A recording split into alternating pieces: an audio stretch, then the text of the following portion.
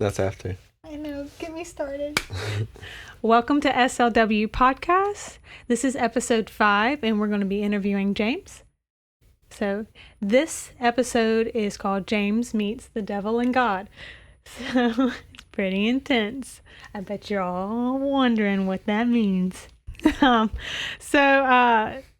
we're going to talk about his life before an encounter that he had. And we're going to start with, like, what was going on during that time for you emotionally, spiritually, like, mentally? I was trying to move to California. I didn't want to live in Louisiana. I wanted to pursue a career in modeling and acting. I think I had stars in my eyes. And so, I got approached by the guy whose name was Will, which is who I'm calling the devil. Yeah.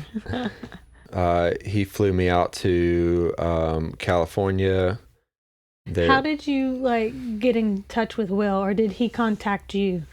He reached out to me. I had posted, like, on a forum, modeling photos, and then had said that I was looking for an agent to represent me. Oh, okay. Okay, Yeah. cool. So he flew you out to California? Yeah, I think I paid for it. But I went out there. I was 19 at the time, and he introduced me to, like, all the agencies, Ford, Wilhelmina. I was working out a lot at the time, so they told me that I needed to lose weight, all like muscle mass off of my shoulders, because my shoulders were like really big. Yeah. At the time, I was dyeing my hair black. I had been doing that for like 4 years straight. So they said I needed to go back to my original hair color, and they said come back in like 2 months. Oh, okay.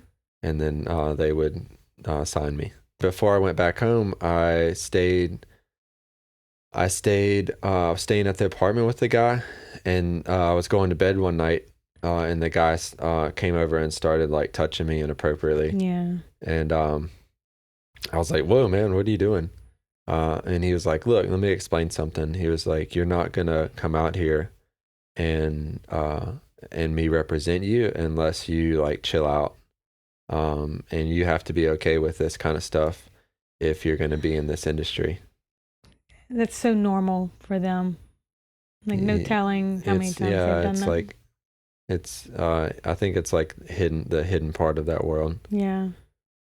Not normal to most people, but yeah. He had introduced me to all the people, made the connections, and I had, the feeling that I was going to be successful. And then he kind of pulled that out from underneath me and was like, hey, you don't have any of this without you letting me do this. So I did. I let him take advantage of me. And that was probably like, I instantly felt shame and degraded. Yeah. Like instantly felt like depression. Yeah. Because it went against what I believed to be right.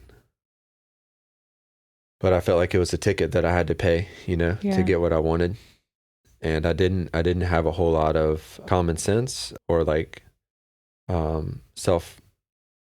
self-confidence, ability to make decisions because of how I was raised. I was very like, ignorant. So did you stay there after that time, or you flew back home? I think I stayed one more day and then I flew home. So then he told me that he saw my brother's profile on Facebook or something, MySpace. I don't remember what it was. My brother was 16, and he said, your brother is not really as big as you. He seems like he could fit into the modeling now. Okay. So what we can do is you guys can both get an apartment down here. I can probably sign him up with an agency now, and then whenever you're ready in 2 months, y'all can both do it together. And I was like, oh man, that's a great idea. Let's do it. And he was like, well, I need your brother to come down here, and I need to spend a few days with him by himself and make sure that he's going to be a good fit and that I would feel comfortable representing him. And so I didn't think anything of it. Yeah. I was just like, okay, awesome, So I went back home, and then my brother, he flew, I think he flew with me back home, and then he rented a car, and then him and my brother drove in the car which I don't know what my parents were thinking, letting Yeah. my 16-year-old brother ride with some Random person random from guy. California. They were probably still dealing with the stuff that they were going through within their home. Yeah, they drove. The guy Will took Case to like Universal Studios in California, and like they seemed like they're having a good time and stuff. Case would call you during that time, or Will, or they just kind of kept quiet? Not really, but one night Case did call me, and Case he dealt with the divorce in a different way. He became more like hardened and emotionally, and like I never remember him crying or showing emotion or anything. So he called me one night, and I could hear like he was terrified in his voice. And he told me, he was like, James, like something's going on. He said, I had a dream 3 years ago, and it was a nightmare, and everything that happened in that dream 3 years ago is happening right now. Did he give you like any detail or like explain it? Yeah, he said in the dream he had a bird's eye view, and he saw the guy, Will, in the kitchen making a drink, and he was putting like pills powder into the drink and stirring it up, and then he brought it out to my brother, and my brother grabbed a drink, and he told him, yours is the one with the taller straw. And then my brother took a sip of it in the dream, and it tasted like powder. And as soon as he tasted it, I think is whenever he said that the dream like popped into his head. Oh, like in real life, whenever he drank in reality. it. Yeah. Had a sip. Yeah, so he remembered the whole dream, and then as soon as he did, freaky. he handed it back to the guy and was like, "Hey, I don't like it. I don't want it." Oh my God. And the guy got really angry. He was like, "You're ungrateful, and I bought this for you." It was like a pina colada, like premix. So manipulative. Yeah, frozen premix. Yeah. I bought this for you. John. You know why they call them roofie coladas, right? No. Yeah, because that's a thing. Like whenever you make a pina colada, like alcoholic drink, it's really hard, I guess, to taste the like a pina colada, the drugs in it. Yeah, so they call them roofiladas or something like that. I really didn't know that. Yeah. Oh God. So but he knew. That's crazy. He knew, yeah, and he was terrified, and so he like went and snuck into the other room or went outside and called me. I was like, I need you to come down here. So the guy specifically told me, Will, that I did not need to come down there. I need one-on-one time with your brother. I don't want you here. Oh God. Yeah. Trying to set it up. Yeah. Yeah. Fucking creep. Yeah. So when I flew down there and I had him pick me up from the airport, he was like, dude, I thought we talked. Like, why are you here, man? And I told him, I said, well, I just miss my brother, because I didn't want what I was trying to do with the modeling to not work out. Yeah. I just wanted to get my brother like out of there. Yeah. And stuff.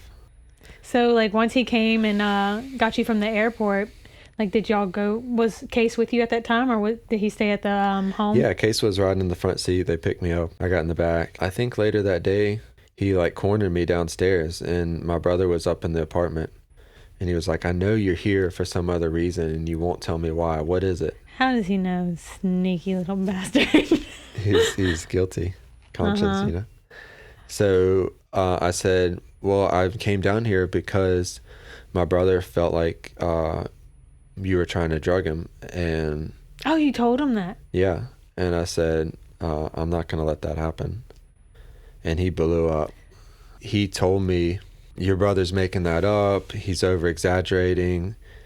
He was just high, all this kind of stuff. And he was yelling. And so we walked upstairs, and as soon as we walked through the door, he points at my brother, and he's like, because of what you did, James isn't going to get, I'm not signing him with these people now. Oh my God.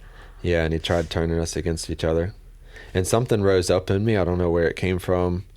I didn't typically do this kind of thing, but I was like, I immediately responded and said, I don't care what you have to offer. No. My brother's life is more important than anything that you can give me. And that shut him up immediately, because he was going off like, yapping, yelling like and stuff. Dog. Yeah. And he was little. He was like this little 5 foot tall guy, like skinny, like But Isn't that crazy? Like he just would raise his voice and like get real loud, and you'd be like, "Oh God." Joe Pesci, like from the movies we've been watching. What I fucking tell you? What I fucking tell you? Yeah, exactly. He had this like anger about him that like you knew he was capable of hurting somebody, you know. Yeah, it's crazy they can use that for like what's the word? Like intimidation, you know. Yeah. But that's amazing that just came out of you. Shut him up. Yeah, so we went to bed that night. We stayed at his place because we had no place to go. We were pretty broke too. Was that freaky for y'all to stay the night with him? I don't think I've ever asked you that. I don't know. I've never had trouble sleeping, even with like. That's such a blessing. I wasn't worried. We just. Yeah. Okay. So we woke up the next morning, started packing our stuff, and the guy was like, "Well, where y'all going? Like, what's going on? Let's, we can work this out." Come on. I was just playing, guys. I was just playing. And what? Me and Case were like, we just didn't talk. We just packed our stuff up and we just started walking. We called up somebody that we had met while we were down there and stayed at a hotel. We stayed at the W Hotel. Yeah, Case and I used the guy's his card to get massages and all kinds of stuff. And the guy that we were staying with was like this really wealthy attorney, and he had like these two servant guys with him. We just stayed in this like penthouse suite, and they were going to the Oscars party. Oh, no big deal. We were at the W, so like we saw the Kardashian sisters. That's so funny. They were staying there. Like, look, dude, there's Kanye West is probably here somewhere. And we just went and got pampered all evening, and then we left really early. So they stayed out late, and then we skedaddled out of there before they found out. Oh, let's get out of here. The guy called me back later, and he was like, "What is y'all's fucking problem? You racked up a bill on my buddies." Yeah, and I was like, "Dude, don't ever call me." Yeah, I'm done with you, sir. Yeah. So y'all flew back home, and what happened to you guys after that, or to you? What was the next step for you? Did you go back at home with your mom, or stay at a friend's house, get an apartment? Well, if you remember, at the time I had an apartment in New Orleans. I was working at the Hyatt bartending, and I was actually in college for business. And so I within 2 weeks of all this happening, I dropped out, canceled my lease, and put my 2-week notice in at my job. So I was planning on moving to California and registering for school over there, starting my life over there. And now all that fell through, so I had to move back in with my mom. Yeah, my mom had a game room, and it had its own access door in and out. So I just kind of lived in the apartment. But you had been living on your own for the past 2.5 years at this point. So going back home was not an easy transition. I was broke. I'd spent all my money traveling back and forth, and with airplane tickets and food, and golly. So I couldn't go back to New Orleans. So where were you at mentally during that time?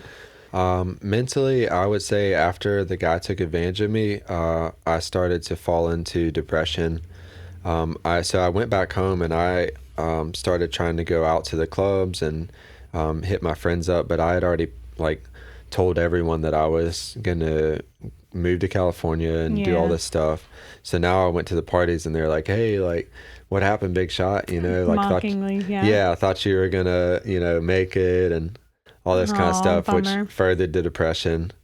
So I was still doing drugs at the time, Molly, and smoking weed, and I was trying to date this girl, but she was back and forth with me, so that also added to the emotional side of things and the depression. Yeah. And so over 3 or 4 month period, every night almost, I would lay there and my life would flash before my eyes, and I would think about people that I had introduced to drugs, or I had friends that were addicted now in jail, rehab facilities. Here I was just a couple months back thinking it was the greatest moment of my life. Yeah. And now it's all crashing down. When did the suicidal thoughts begin? Was it the same time frame? Yeah, so after about 3 or 4 months of the depression, I started to have suicidal thoughts, which I had never experienced before. Yeah. Maybe whenever I was 11, I did. When I went through puberty, I had some thoughts, but it didn't last too long. I started hearing these voices, and it sounded like it was coming from like outside, and it was like saying that I took the life of that child when I had the abortion, Mm-hmm. and that child was innocent, and so now I was this bad person. I didn't deserve my life, so Yeah. I needed to take my life. And one night I went and spoke with my mom about it after about 2 weeks of hearing the voices. It must have been a lot. Yeah, it was. Doing it by yourself, because you weren't really hanging out with your friends and your family that much. Yeah, all during this time, my father wouldn't speak to me. My dad, like if we were doing like that kind of bad stuff, you didn't go around him. It was kind of an unspoken rule. Yeah. So I'm sure it was lonely. Yeah. So during that time, you said you started hearing voices that were outside of the norm for you. What happened after that? I met with my mom for dinner. I started telling her about all the people that I hurt and how I wasn't a good person and how I took the life of that child. And she was like, "Oh, you're just going through a difficult time. Like, you'll shake out of it. You're a good kid. Don't worry about any of that stuff." Yeah. But nothing that really helped with what I was dealing with. So I got in my car that night and I decided I was going to take my life and commit suicide. So I was driving my car and I was going like 60, 70, 80 miles an hour. What were you feeling in that moment as you were beginning to drive faster and faster? I was weeping because I had already come to the conclusion that I was a bad person. Yeah. I had weighed out if my life was worth continuing, and then I had come to the conclusion that it wasn't. And so now I'm just taking action on what I needed, that I already decided that I needed to do. You were planning on taking your life? Yeah, I was going to drive my car off the road into a tree. Godly. Yeah, so I'm driving like 70, 80 miles an hour, and I'm looking for a tree to drive my car into. And all of a sudden, I hear this song, and I put it on the radio. And as soon as I do, I feel this like overwhelming presence come into my car. And I hear what isn't an audible voice, but it's such a strong knowing that I feel like there's a presence in the car with me, like someone was sitting beside me in the passenger seat speaking to me. Yeah. And he told me that he had a plan and a purpose for my life, and that it was for good and not for evil. How did he convince you of that? Because you're pretty headstrong. I argued with this being God. I argued, and I started telling him all the reasons why I was not a good person. Yeah. And he didn't argue back with me. He just brought me in a vision, and I saw myself whenever I was like 11. And I made the choice to give my life to God, and I asked to God to lead my life. He brought me to that, and I saw it like almost like when you're driving and they have like the display on the windshield where you see your speedometer. It was like that. So I'm still driving, but I can see like this movie playing in front of my eyes, and I can't like see anything else. And I saw myself like talking to God and like asking him when I was 11. And he told me, he said, from that moment on, he said, I saw you as blameless, and everything that you're feeling now is because you've been following your own path instead of my path for you. Yeah. And I was like,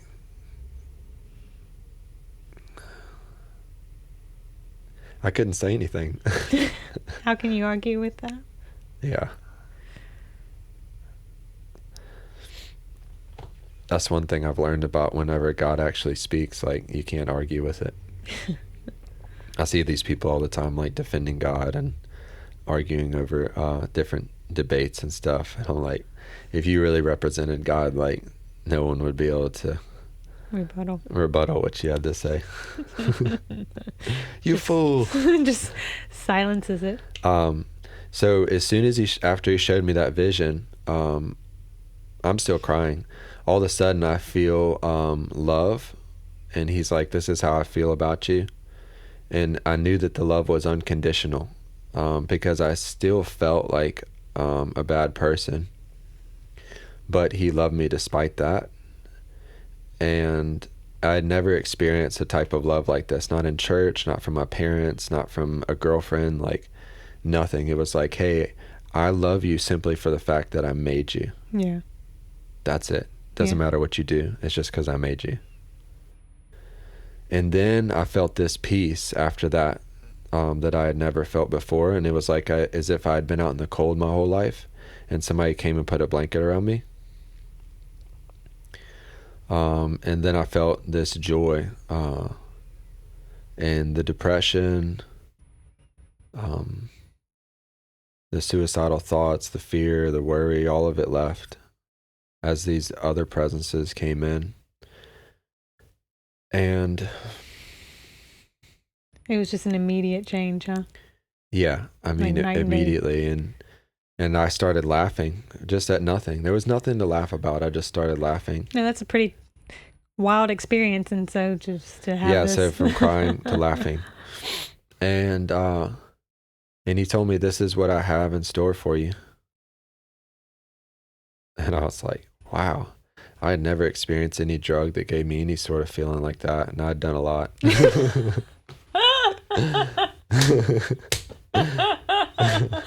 Love and a high. That's not like a high. Oh, I like it. Yeah. That experience was so extreme that it took away the desire to do drugs, to smoke, to drink, to party, to even have sex. I just became abstinent all of a sudden from all things and had a desire to know this God that had spoken to me. Yeah. So what was your next move after that? My next big move?